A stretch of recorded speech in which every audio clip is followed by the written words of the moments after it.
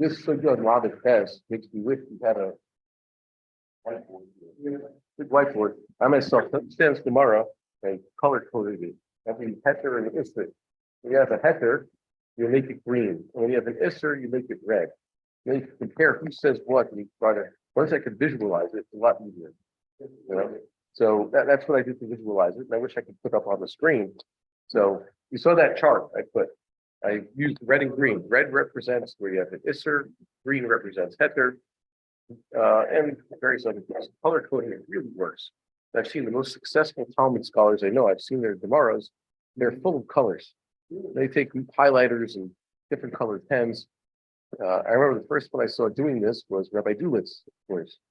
Rabbi Dulitz, who I think I was told, I saw him. He apparently had a photographic memory for Talmud and Shakespeare. He was feeling line, this and that. And I've met a few people like that. Yeah, Jews tend to produce people with photographic memories. Yeah, I guess. It was what we knew more about him was his attitude. He was young. He was young once upon a time. Yeah.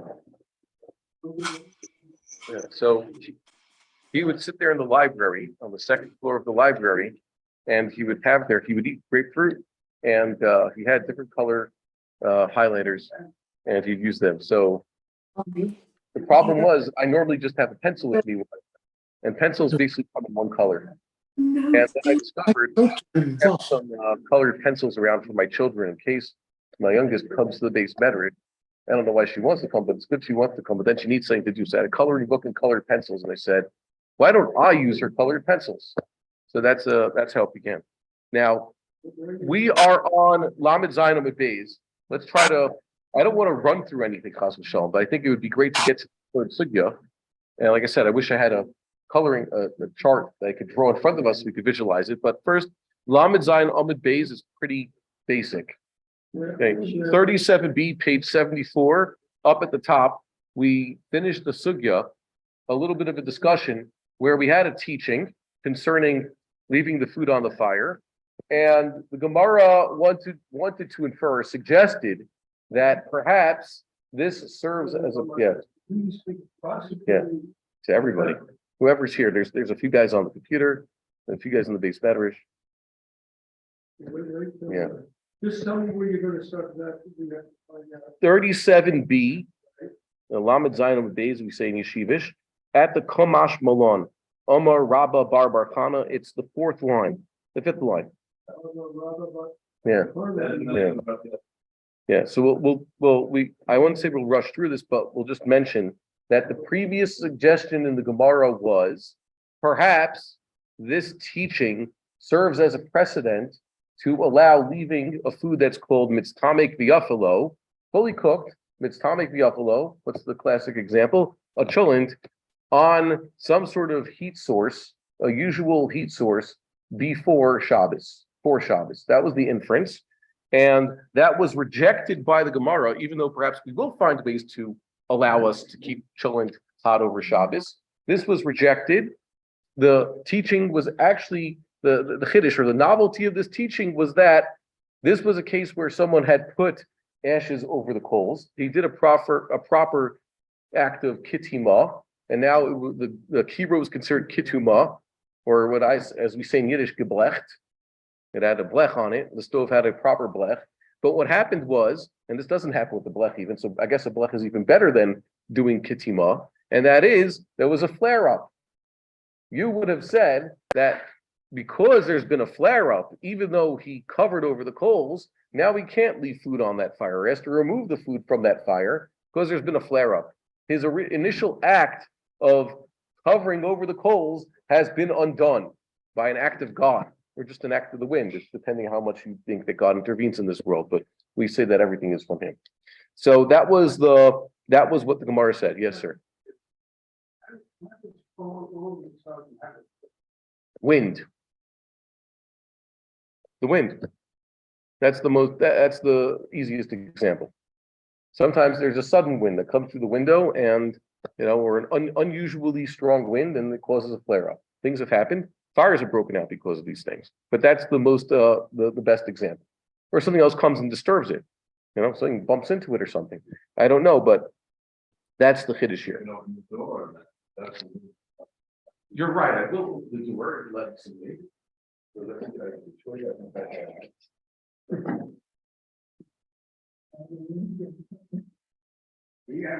Thank God, Jerusalem has a lot more stable weather than other places in Chutz La'aretz. Let's see. Amar Rabba Bar Bar Chana, Amar Rabbi Yochanan. This is not a Mishnaic teaching because Rabba Bar Bar Chana is saying it in the name of Rabbi Yochanan. So this is at earliest late 2nd century. What is it? Kitama v'huvara, similar. He had sprinkled the coals with some ashes, and once again, there's been a flare-up. Mashin aleha hamin shehu chamu kol tzorkan. You could still leave on it before Shabbos. Hot water that's fully heated with tavshil shebishel kol tzorko, and a food, a cooked food, a dish that is fully cooked. Wa'afilu gechalim shel rotem, and even if these coals are the kind of the rotem, which we said last week was now its Latin name is actually named after, it's taken from the Hebrew rotem. What is it? It's a shrub that grows around here, and apparently its coals were known for being hotter. They're mentioned in the Psalms, Gahalei Rithamim, coals that are unusually hot. Okay, they're taken from this plant. So if you burn it, use it for the barbecue. So that's what it says here. Even those flared up, you can still leave food on such a fire before Shabbos. It's not Torah because. No, it is. Kitama v'huvara, he says. Kitama v'huvara. Yeah. Now, the Gemara suggests, this is the voice of, the anonymous voice of the Gemara says, Shema mina mistamek v'yafelo mutar.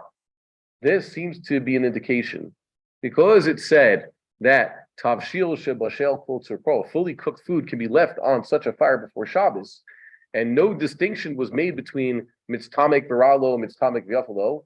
What's mitztamek viralo? A steak as opposed to a cholent.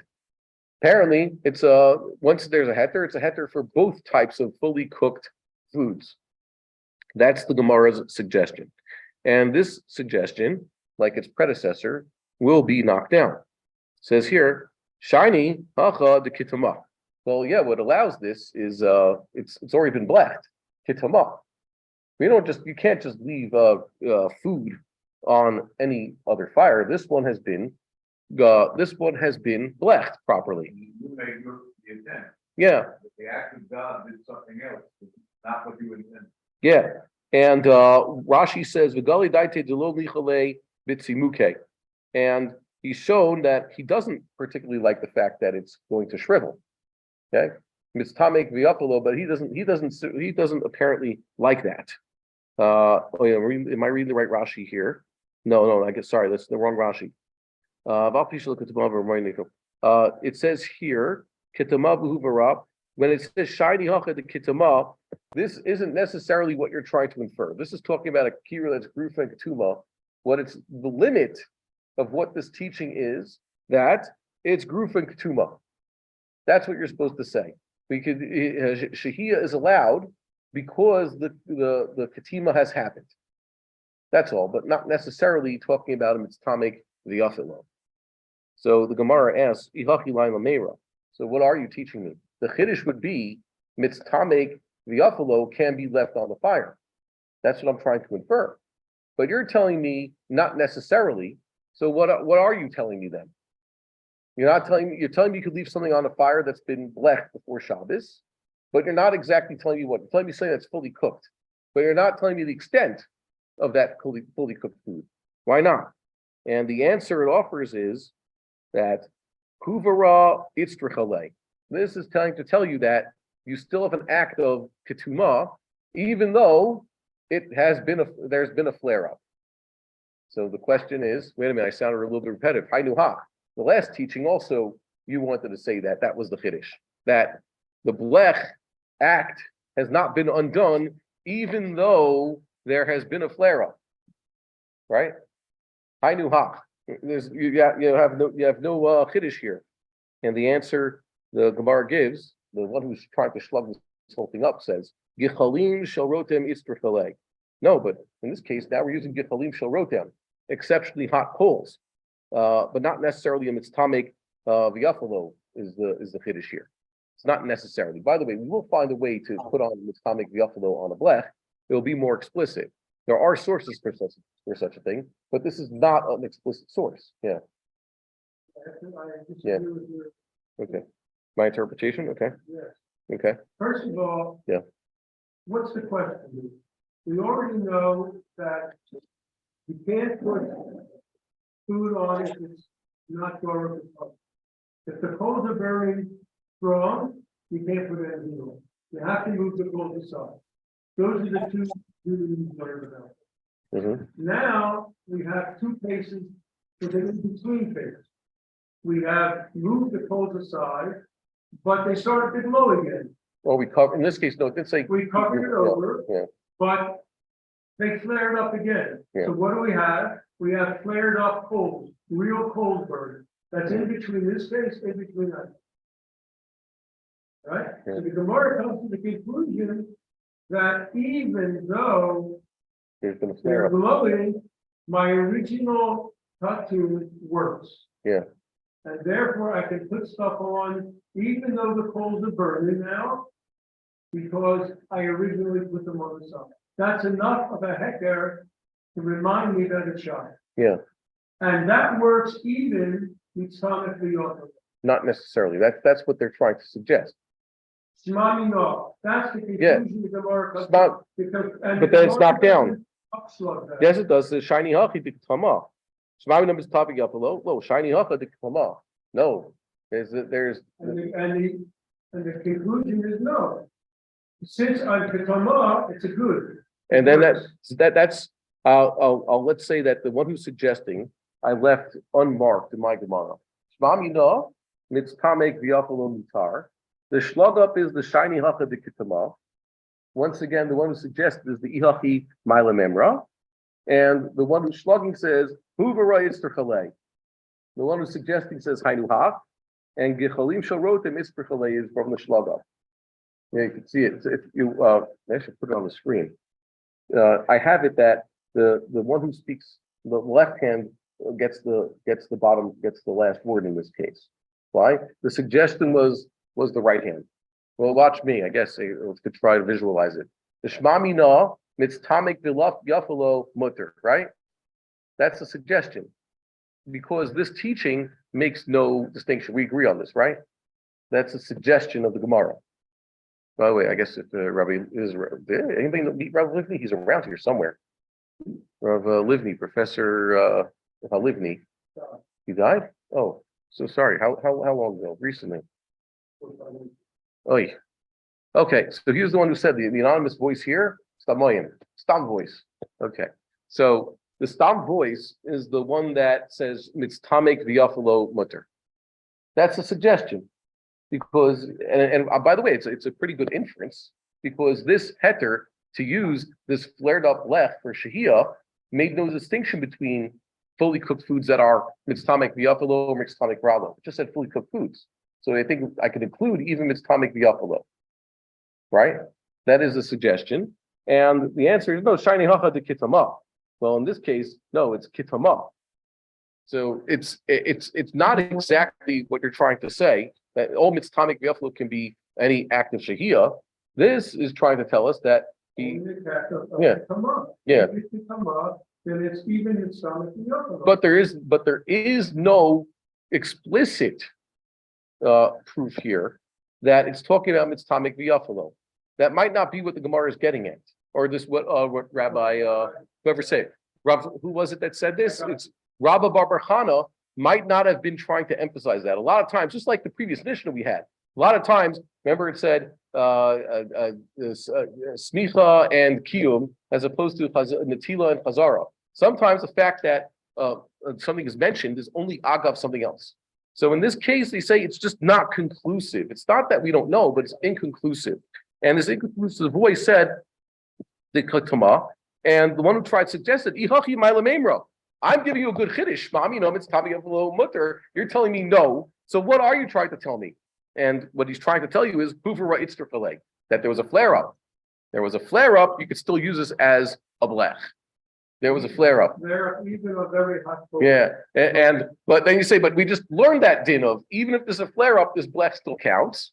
Answer: even very hot pulls. The gachali rasamim or I guess if you're cooking with actual gas nowadays. Okay, what's the mila of using natural gas with our devices we have in the house? What you and I call a stove, is that you put the knob to a certain setting, and it's always going to be giving you constantly the same amount of fire. Isn't that amazing? You know, think about it. Coals, they have this curve. Assuming that one is not stoked with coals, there's not a flare up. The heat generated, the energy generated, is slowly decreasing. Okay, a function of something or other. I'm sure someone who knows math better and has studied the physics can tell you based on the substance and the oxygen in the room and how much and also concentration, how that curve looks if you graph it over time. But the interesting thing about the proper gas stove is as long as you have enough, gas in your tank, it'll just be constant the entire way. Okay, so we still have not concluded. The Gemara has now suggested a few times we want a proof text that leaving mitztamek v'yafalo, a cholent on a blech before Shabbos, is permissible. Okay, maybe we'll get to that. There's a suggestion here, another teaching of Rav Sheshes in the name of Rabbi Yochanan. First we had Rabbi Bar Barchana. Now we have Rav Sheshes in the name of Rabbi Yochanan. This basically dates us to the late 2nd century or early 3rd century. So this is not Mishnaic teachings. These are quite post-Mishnaic. They're still in Hebrew though, because they are taken from Amoraim in Eretz Yisrael, the Yerushalmi style. Rabbi Yochanan is the star of the Yerushalmi. Rabbi Yochanan lived in the Galilee, unlike, let's say, teachings from Amoraim of the same time that are mostly in, let's say, Aramaic, or have more Aramaicized Hebrew than their Israeli counterparts. So Rav Sheshes says, Amar Rabbi Yochanan, Kira shehisikua begefet uveitzim. You have this kira, their basic stove, that has been fired with peat or wood. The vav is not a vav a chibur, it's a or, not and. Okay, they could do both, but the point is real fuel. Machon Shilo. Wow, that's a kula. You could put on this blech, so-called blech. What? Hot water that's not fully hot. It's not a blech. Oh yeah, sorry, a stove. A stove that's just been heated. Didn't even mention the act of bleching. This stove has been fired with coals. Wow, major kula. Yeah, and you could put water that's not exactly fully hot. What do you think considered fully hot? I would say my father says rolling boil, but for enough people, it's basically 90 degrees even. Enough to make your coffee or your tea if you're American. The tafshil shelo bishel kol tzarko, and a food, I guess a dish, a whole pot of cholent that's not even fully cooked. That is, you stick your fork into it right now, you'll pull up potatoes that are not fully cooked. So that's a real kula, he says here. Is it true that Rabbi Yochanan said such a thing, or do we hold like a halacha? Remember the clues for those of us who, like Rabbi Dulit said, even using Rashi is almost like using art scroll back in the day. Certain things were like, oh, that makes it too easy. You look at the Ein Mishpat, this teaching is not brought in the Ein Mishpat. We're not going to find such a thing in the Rambam, for example, or in the Shulchan Aruch, because it's too lenient. Akar lo yachzir ad shei grof or ad shei tein efer. If he takes this non-fully cooked cholent off of this kira that's been fired properly before Shabbos, he cannot put the cholent back unless he sweeps out the coals or covers the coals. Obviously, when it says he sweeps out the coals or cover the coals, it's not talking about on Shabbos in order to put the cholent back, because that's a malach on Shabbos. You can't sweep coals. And touching the coals, doing stuff with them is, you're going to come to do a malacha. Instead, it means he can only do chazara if he had done an act of grifa or katima, which means he had put a blech. So basically, what's the teaching? He has a stove, and it's been fired properly. He can leave his not fully cooked water and food on this stove before Shabbos, and if he'll want to do the act of chazara, he has to make sure it's blecht beforehand. And like I said, he's talking about uncooked food. Is the chazara even? Is he mentioning that the chazara has to be only when these things are fully cooked? What if he does an act of chazara when the water still isn't fully hot, or the cholent isn't fully cooked? Isn't that an act of cooking? But I don't know. But the point is, you see that he has a major kula over here, and the Gemara is going to explain what is behind this kula. Yeah, you have a question there? No. So then, if you even eat half cooked, has to be starting out with half cooked, and it's edible. what does it matter? Well, cold sorko, I don't know if it means half cooked. It's a different expression meaning not all the way. Maybe it's not edible in this case. Cold sorko, there's cold sorko is maybe it's a minimum. Michael doesn't saw it. I don't know. The point is, this is once again the Gemara is going to explain why is he so makel? You know why he's so makel? Because apparently he reads the Mishnah differently. The starting Mishnah at the beginning of the parak. Kasavar, he holds, that's Rav Sheshes quoting Rabbi Yochanan, holds matnitin, which talked about our Mishnah, which talked about bleching, introduced this idea of sweeping out the coals or covering the coals. Lahachzir tanan was talking about not shehiyah, but chazara. The whole case of having to do a blech is only necessary if you want to do chazara. But for shehiyah, we never introduced this idea of sweeping out the coals or covering the coals, implying that leaving food on the fire before Shabbos, even not fully cooked food or not fully boiled water, would be fine. That's how we read it. Obviously, our Mishnah doesn't say anything like that. We can't take a position that's against our version of the Mishnah.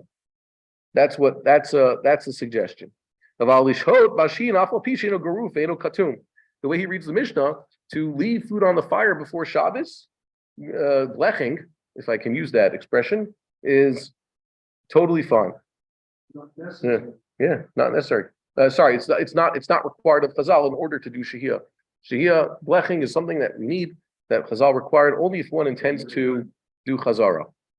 Yeah. So Rava says something over here. Omar Rava Travayu Taninu.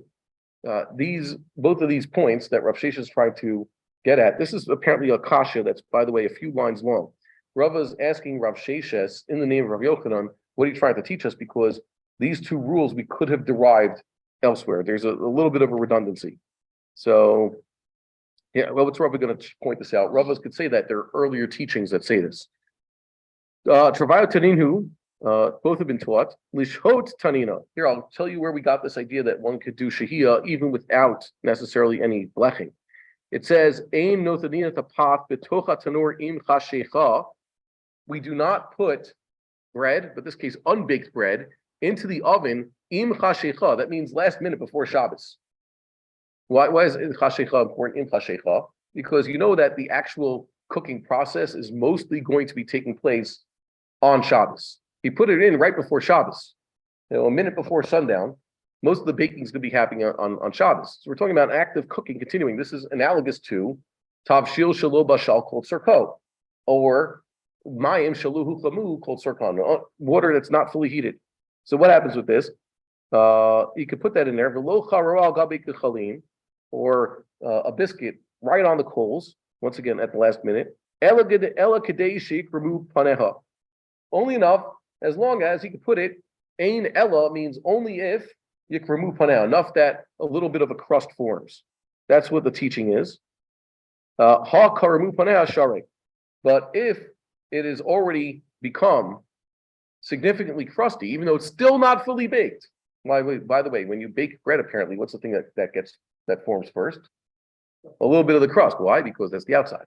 Okay, the stuff on the inside takes longer to cook. That's why you see a cake. Try to teach my daughters. You bake a chocolate cake the last 20 minutes before Shabbos. It looks like a chocolate cake on top. But what do you got to do? You have to poke it with a toothpick in the middle to see if it's cooked on the inside. Okay, so ha-karum paneha sharet. But if you have a piece of bread that already, the crust is beginning has already developed. So now you could really put that into the oven. They only prohibited kind of really an act of no baking whatsoever. Fully, I guess, completely uncooked dough can't go into the oven right before Shabbos. But dough that's already a little bit cooked can go into the oven before Shabbos. So that is a precedent. So too, you could leave an uncooked cholent or not enough cooked cholent on the fire right before Shabbos. You could leave not fully heated up water on the fire right before Shabbos. That is once again there is a precedent. That's an ancient teaching. But the question is that how we hold? And the answer is probably not. We don't do that. Once again, that's why this teaching that Rava brought doesn't have markers indicating it as such in our editions of the Gemara. The other point that Rav Sheshes made is also brought up by Rava from an earlier teaching. What does it say? Lahaksir nami tanina. Let's talk about Chazara. We also learned this where Beit Hillel omrim ach machzirim. Beit Hillel in the Mishnah said you could even put food back on such a blech or such a kira grufin ketuma on Shabbos. The adkan lo kasharu. That's a word. Kasharu in Hebrew means it's the word kasharu. They tied a knot at the end of a sentence. Or ka, really, it's the Aramaic prefix that used to be its own word. That used to be the word ka'ain. See, ka'ain means standing, and then it got shortened to ka, just kuf aleph, and then it just became the prefix kuf before a word kashare. They're not standing and allowing, or it's now just a rabbinic expression meaning they did not allow or permit Beit Hillel. That means no, Beit Hillel did not permit Ella begrufo ktuma. Okay, they adkan lo kashar. They didn't permit except if there was grufo ktuma for whatever it is they're talking about. Aval b'shen grufo ktuma lo. But if it is not, they were allowing chazara on what a kira that's grufo ktuma. Not grufo ktuma, they didn't allow. That's how he reads the Mishnah. They do allow machzirin, yeah, where in a kira that's grufo ktuma. So Rava has now just shown that which Rav Shesha said in Rabbi Yochanan's name could have been learned from other sources. So, is redundancy a problem necessarily? Well, sometimes it is. They allowed here, but what was the chiddush? Sometimes, if you make a declaration of something, you just say it in different words.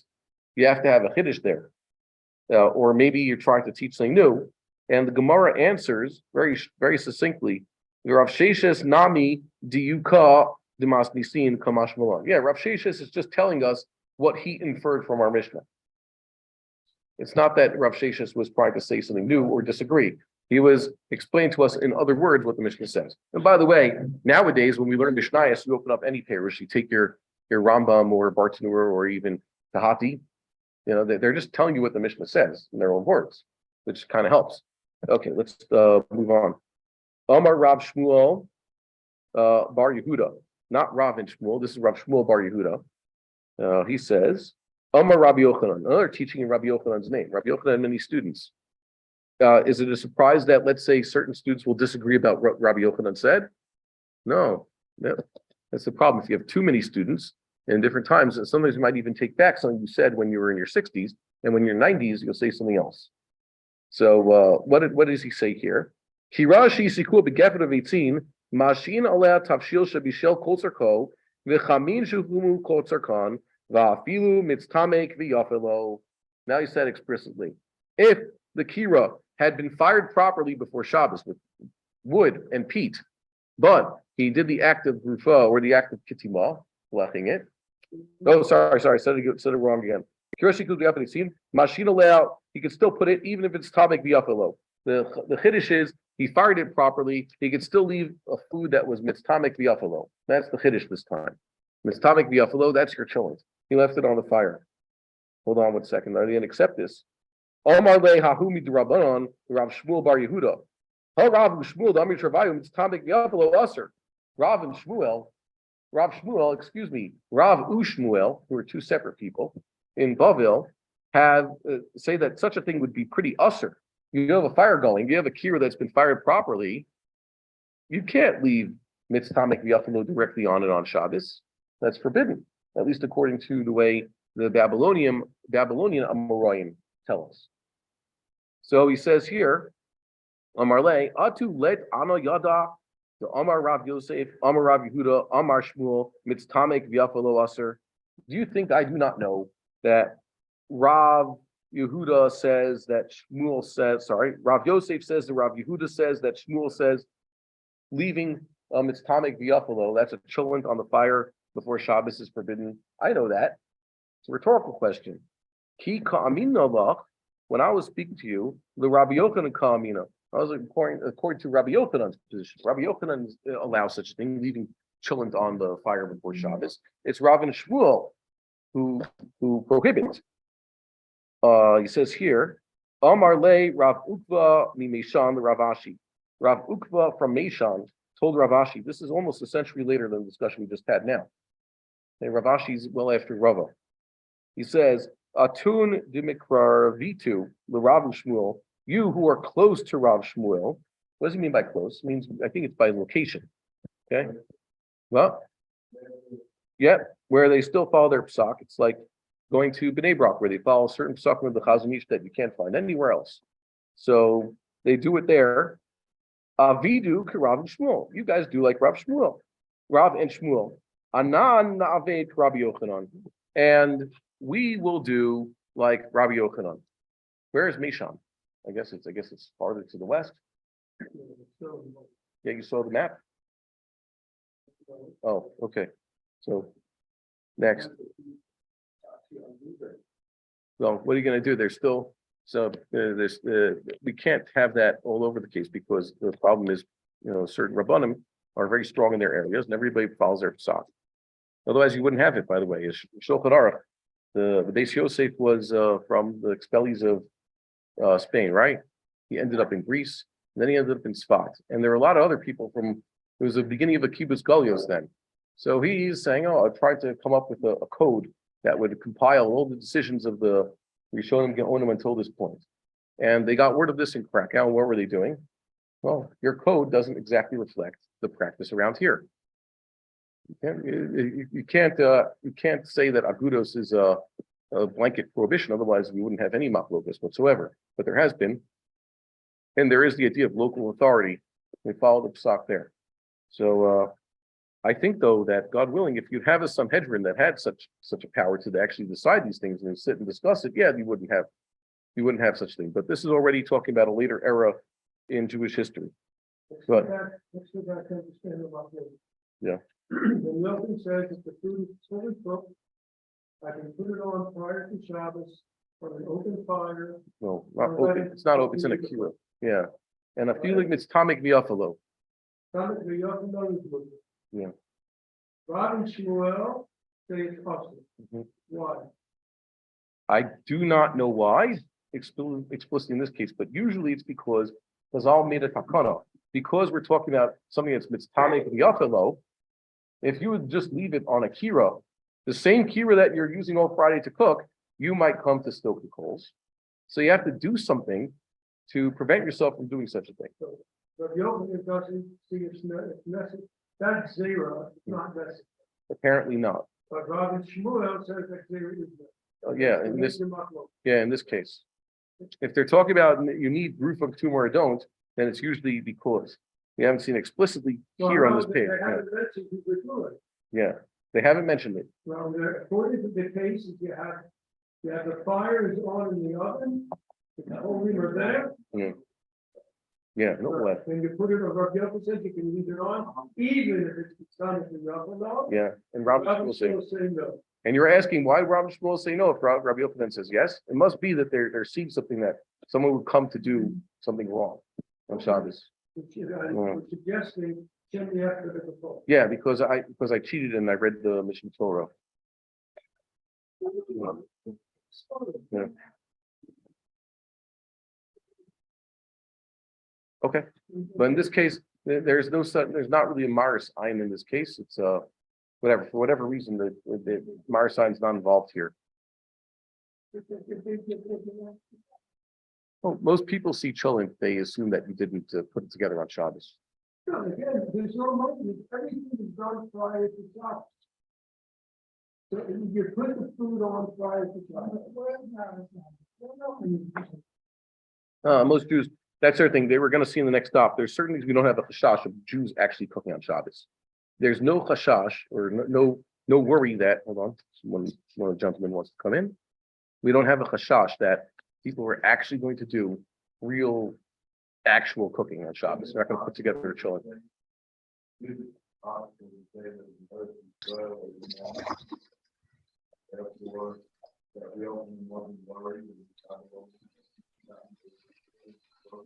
You could suggest such a thing, but you wouldn't have any proof to your position. Okay. Or you could just say that this is, different opinions. Yeah. I think it just chalk it up to. Why are the different opinions? The Chachamim, when they make the Torah, are reacting. So if Yochanan reacts one way, because the people around him didn't soak the coals, and both. Or sometimes there's been a fray in the transmission. Maybe such takanas, if they existed, predate them, and now they're arguing at a later time what was the original takana. I'm just giving a suggestion. Sometimes it's an argument, what was the takana explicitly? Because many try to find precedent in the Mishnayos. So they say takanas existed already in the times of the Mishnah. The only question is, what was the takana? What was the nature of the takana and to what extent? More often, I think it's this kind, arguing about the extent of the takana. And not that Rabbi Yochanan's making a new gezerah, or that Rav and Shmuel make a new gezerah and Rabbi Yochanan doesn't. There might be the fact that they can say, well, yeah, Rav and Shmuel say aser, Rabbi Yochanan says mutter. Maybe it's not competing gezerahs or talking about the communities, and more like what is the tradition they received.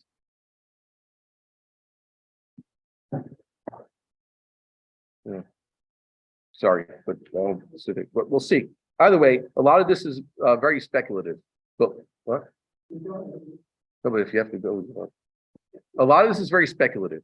What we've been discussing now. What says on the page is that the fact is that Rabbi Yochanan permitted, that is leaving apparently these cholents directly on a kira that had been fired properly before Shabbos. He left it on, and there were Amoraim who prohibited. That's Rav and Shmuel.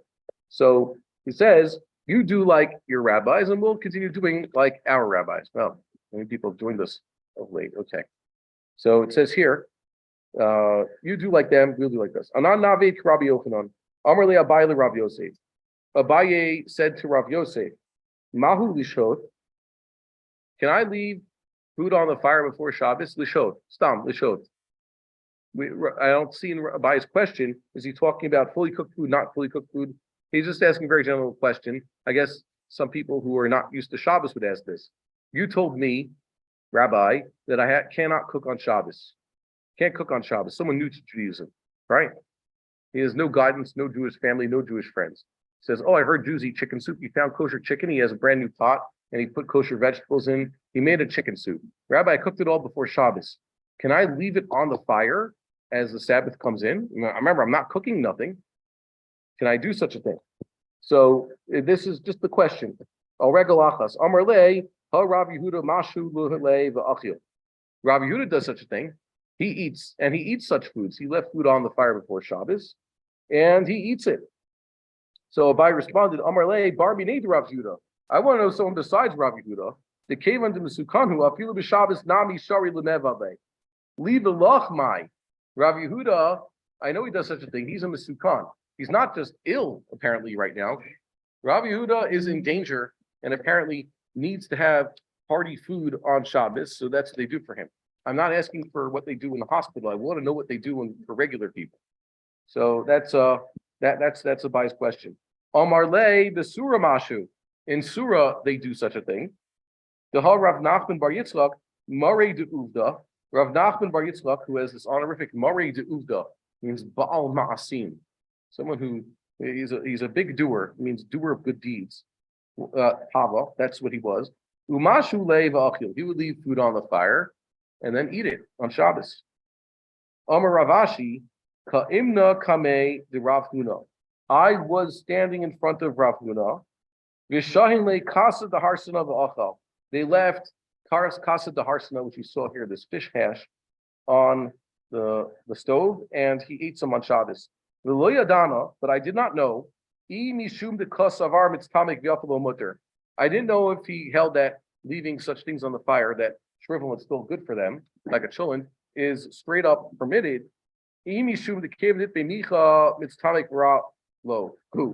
Or because it had flour in it, it was the type of thing that's mistamik viralo. And I guess that was something if you fry something with that has some sort of flour ingredient to it, the shriveling process will make it become harder to eat. Okay, certain types of schnitzels, you do that to them and get bad. But cholent, you don't put flour in cholent. Cholent's very wet, and it doesn't have flour that absorbs that water, so that stays good. The question is, what about a kugel? When you put flour on a kugel, so there's a certain point where the kugel gets better, but then it starts getting worse. Okay, once it starts to get too burnt, it can just get burnt through and through. Anybody ever get to that state? Yeah. If you leave, I saw someone do this.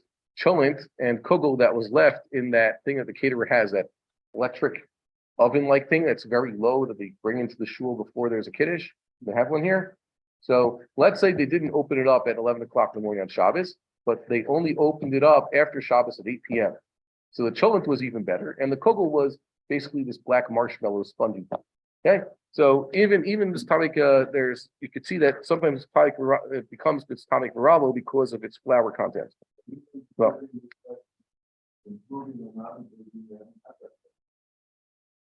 yeah. So that's that. Now we're getting into this, but the Gemara is already asking, it's tonic v'yafalo mutter or not? So we're trying to find a way that we could have hot food on Shabbos. We know there is a way because we've all done it before. We just want to find where the Gemara says we could do it. So this is basically chalked up to a difference of opinion, and it seems to be local depending on who we have there. Amar Rav Nachman. I have it here. I made a note that says no blech. Okay, he doesn't mention the blech here. Mitztamek v'yafalo aser. Mitztamek v'ralo mutter. Leaving food on the fire before Shabbos. Mitztamek v'yafalo should be aser. Mitztamek v'ralo mutter. Who's he holding like? Rav and Shmuel, right? Klal de milsa. Here's a general rule. Kol de ifbe nicha mitztamek v'ralo. Whatever has flour in it is usually a mitztamek v'ralo. It'll shrivel and it's like a steak. So you're just going to ruin it by leaving it on the fire. Levar mi tavshil de lifta. Somehow, if you make a tavshil of lifta, which is radishes, maybe cook with radishes here. Sorry, turnips. Excuse me, radishes, turnips. Okay, but turnips. I used the turnip in the soup before Shabbos. You make a tavshil de lifta, and somehow the afagav de is beimich, even though it has flour in it, it's tamek v'yafalo. It has this property that will stay well. It'll continue cooking. It'll just make it better. The honey mili the ifbe bisra. And by the way, you have to put some meat into there. Maybe meat is what does it. So it's what the meat counteracts the flour, or is it meat plus turnip counteracts the flour property? I don't know. I guess it would be pretty interesting what kind of things they eat. It's amazing the foods that we eat. How long have people been eating it for? When was chicken soup invented? When was children invented? Kishka and kugel. When were these classics invented, or tzimis? I don't know, but I would love to see a meal where people sit down on Shabbos morning and have themselves some, I don't know, whatever it is chazal we're eating, and then start the meal with some kasa de harsana and some bread with kutach. You know, apparently they say they can't eat so much kutach. Like, how terrible was this stuff? And if it was so terrible, why were they even eating it? I don't know. Okay, so it'd be interesting to have such a thing, or at least try it once, just to say that we were yotzei. It continues. If it has no meat, then this turnip dish with the flour is going to shrivel and just get worse. And even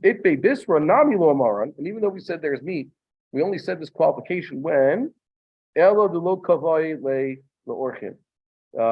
when he doesn't have guests coming. What does it make a difference? The dish knows who's going to eat it. Rashi says, no, what is it, orchin? Read what Rashi says. He needs nice pieces to come out of this pot to put in front of his guests. It would be embarrassing not to do so. So what happens? If you do this, like the cholent I saw yesterday, you cut the pieces of cholent, the piece of meat too small in your cholent, you put it too long, and have someone looking, where is the meat? So you have to cut it larger to do this. So kabayli orchin, it's tamek viralo. Okay. So it could get worse. You know, make sure you know who you're having before Shabbos, I guess. And it's not just the ingredients. Lifta daisa v'tamrim, it's tamek viralahim. Lifta is apparently something you used to make out of figs. Have anybody ever cooked with figs before? I heard of a guy pickling figs and making cake out of it. My father thinks it's one of the most horrible things you can make, a pickled fig cake. Has anybody ever cooked with figs? Cooking with figs? How does anybody eat figs? I mean, people eat raw figs. As a matter of fact, you can barely get kosher figs nowadays with all the chumras and the fact that you have to check a fig, mostly. They don't even allow dried figs nowadays in schools. When it comes to Tu B'Shvat, you check your dates and you get pomegranates and olives and everything else. But figs are already numero uno. They don't eat them. They don't sell them anymore. Even fresh figs, you have to check. Okay, apparently they're cooking figs. Daisa is a porridge. Tamare is dates. Those are all mitztamek v'ralahan. Also, I've never seen a person cook with dates. We make stuff out of dates. They use salon, but you actually cook dates. I've never seen such a thing. Okay, let's see. This is the sugya. Now let's get exciting and let's get confusing. We're going to jump to the next page. Give me a second to put it on the screen. So the question was, Domine Rabbi Chia bar Abba. A question of Rabbi Chia bar Abba. Shachach kidira al gabe kira uvishala b'Shabbat mahu. He forgot this cholent on the kira as Shabbos was coming in, and they continued cooking. He basically cooked over Shabbos. What is the din? Hold on one second. Now, the assumption of this question is that an act of forgetting, shechicha, is certainly not amazing. And it's not a misasing, because we know that he wants something to happen. Shechicha should be karov to shogeg. It should be in the same category. Okay? If you're going to have to worry about the consequences. What could be the consequences? If the product of this act may be used on Shabbos or ever, and by whom, and if the one who did this is worthy of punishment. Those are usually the consequences of malach on Shabbos, if it happens.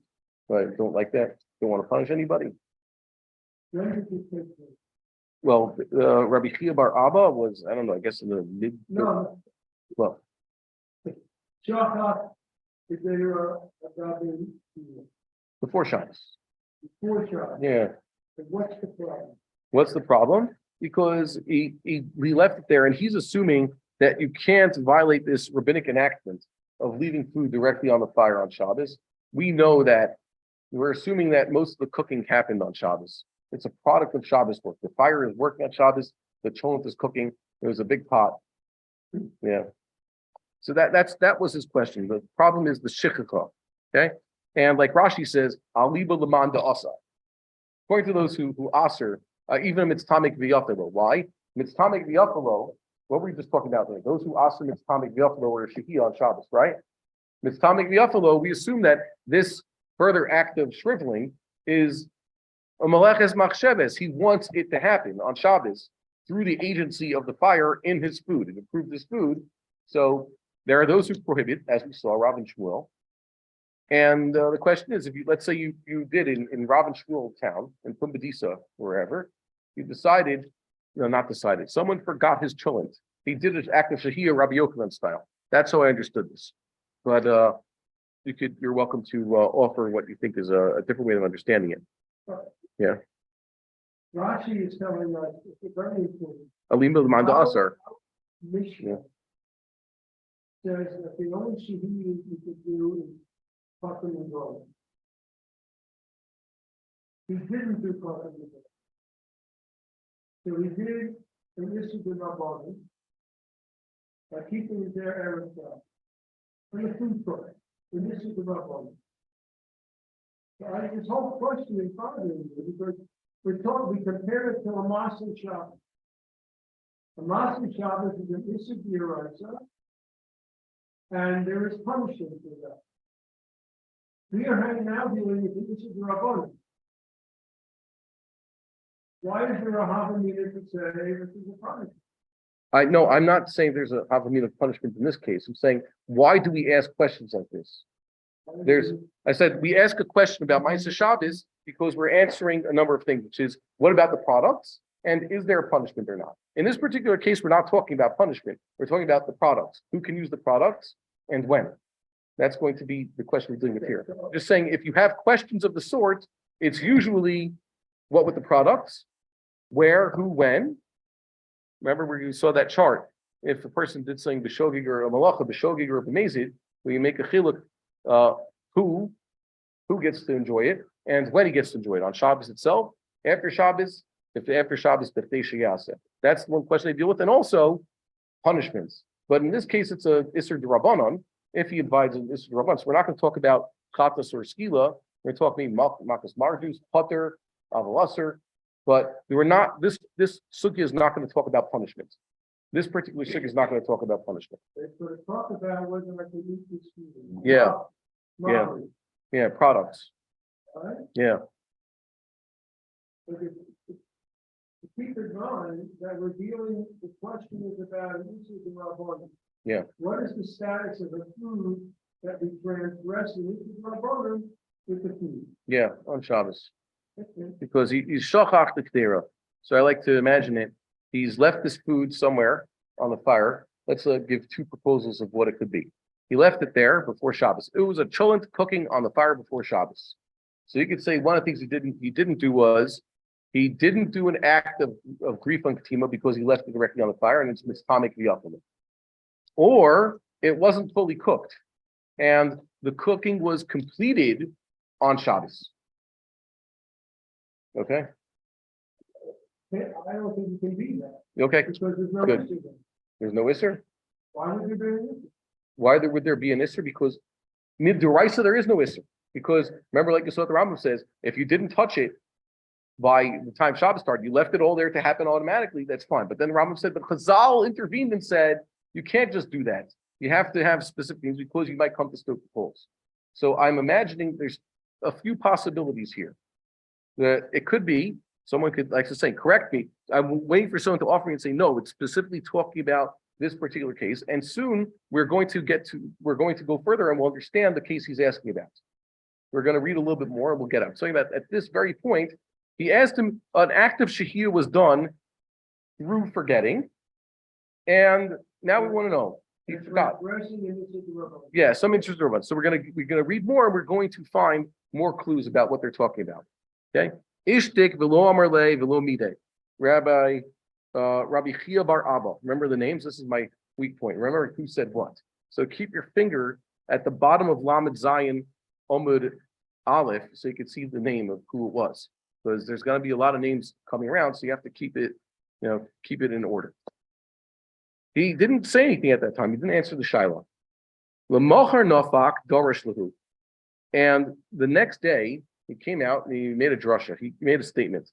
Hamavashal b'Shabbos b'shogeg yochal. Person cooks on Shabbos b'shogeg yochal b'mezid lo yochal. Now, mavashal b'Shabbos minastam means it's a person woke up in the morning, didn't realize it's Shabbos. How many times you wake up in the morning on Shabbos and you still don't realize it's Shabbos except for a split second? They realize, it's Shabbos today.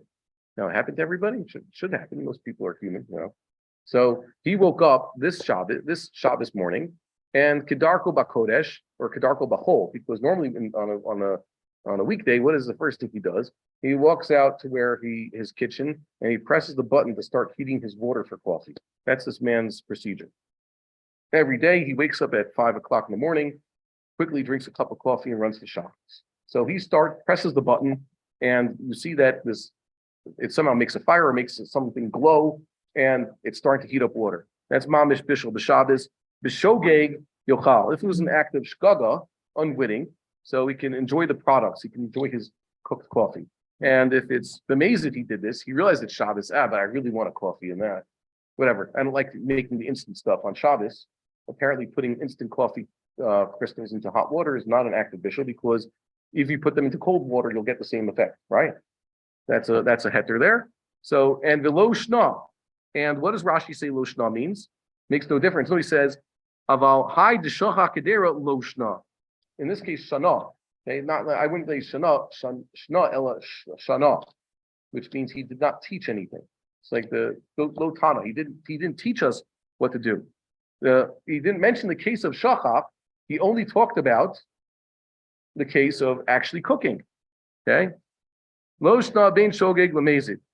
Or in this case, you could say, you're reading it not like I did, said it makes no difference about the shachach. He didn't mention shogeg lemezid. He only said mavashal shogeg lemezid, but he didn't say what? He didn't say the case he asked about, the shachach case. Maybe he thought it was a pashut thing. He was trying to tell them, right? That's what this is. The Rabbi Chia Bar Abba's response didn't seem to address the case that had been asked about. He gave a case of cooking. Mezid lo yochal shogeg yochal, but he didn't talk about a shocheach, right? That's the point. He left it out. Lachi darash lehu stama v'lo pirish ishogeg ashogeg midamela umater leochla I amazing midamela v'aser. I know that his answer is included somewhere in his cryptic statement, but why should I say? And a shogeg, a shocheach is like a shogeg, and therefore shachach yochal, or a shocheach is more like a mezid, because after all, at the beginning he did what he did on purpose. He just forgot to take it off the fire. So it should be lo yochal.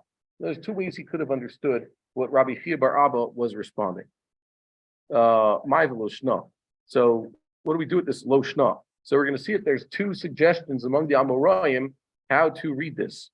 Rabba the Rav Yosef, the Amri Travaihu, Rabba and Rav Yosef, the both of them say lehetera. Rabbi Chia bar Abba was trying to give them a heter. That's why I put this in green. Mivashel hu deka avid ma'aseh b'mezid. A person who's cooking on Shabbos did a ma'aseh b'mezid. Lo yochal. Active. He actually pressed the button. He made the water hot. He made coffee. That's pretty clear. This fellow didn't do a ma'aseh. The mezid nami yochal. If he's a shocheach, he could still eat it. What does that mean? This is a very important way to understand this line. I think this is the key to the entire sugya to understand it.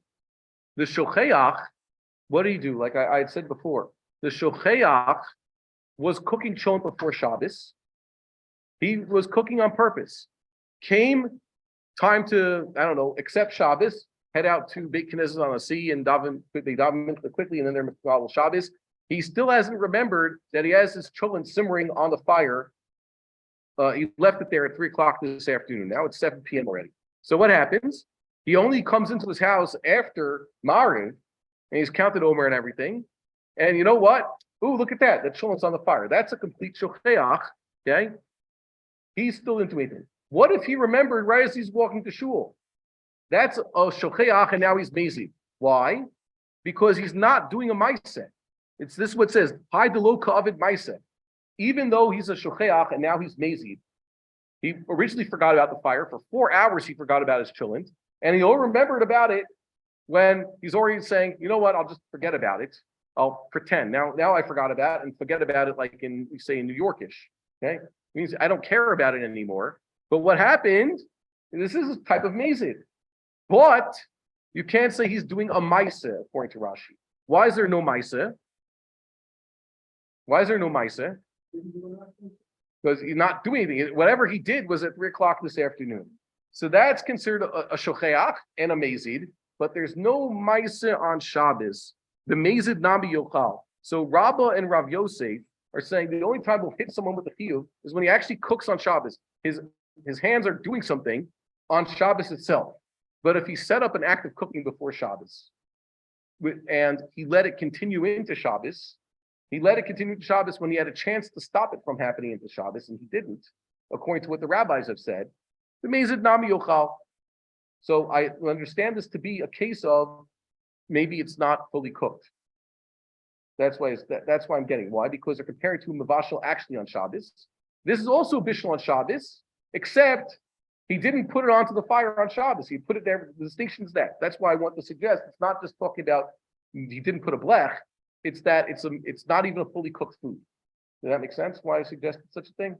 I think there's at least room in the way Rabba and Rav Yosef understand Rabbi Chia bar Abba's teaching, his ambiguous, or I guess vague teaching, is intentionally vague. Yes, sometimes the Chachamim do couch their words, and you have to really break your head to try and understand it. So that's what happened here. That's what they're trying to say. One more time, the only person to be hit with an Isser or be held accountable for what he did on Shabbos, well, accountable. We're not talking about punishment. We're talking about not eating this food to someone who actually went and fried this egg on Shabbos or put up a cholent on Shabbos. But if he put it up, so to speak, before Shabbos, and then when he realized, I got to do something about this, and he didn't, right before Shabbos, that's considered a shocheach and a mezid, but no ma'aseh actually done on Shabbos. He just didn't. He's extremely passive about it now, so he should not be stopped from eating the food. The mezid nami yochal. So his last thought was mezid. The last thought, I wouldn't say an action. His thought was he's mezid, but he hasn't done anything. He should be allowed to eat this. I guess because we're not supposed to go overtime, so we'll talk about the other way to understand Rabbi Chia bar Abba, I guess tomorrow, right? So there you go. That's how I understood it. I hope it makes sense. And questions, comments, disagreements, always welcome. Have a good day, everybody. We would like to encourage our viewers to share these videos with friends and send in your responses. If you would like to obtain Birkon Nusach Eretz Yisrael or invite the rabbi for a speaking engagement, please email us at office@machonshilo.org.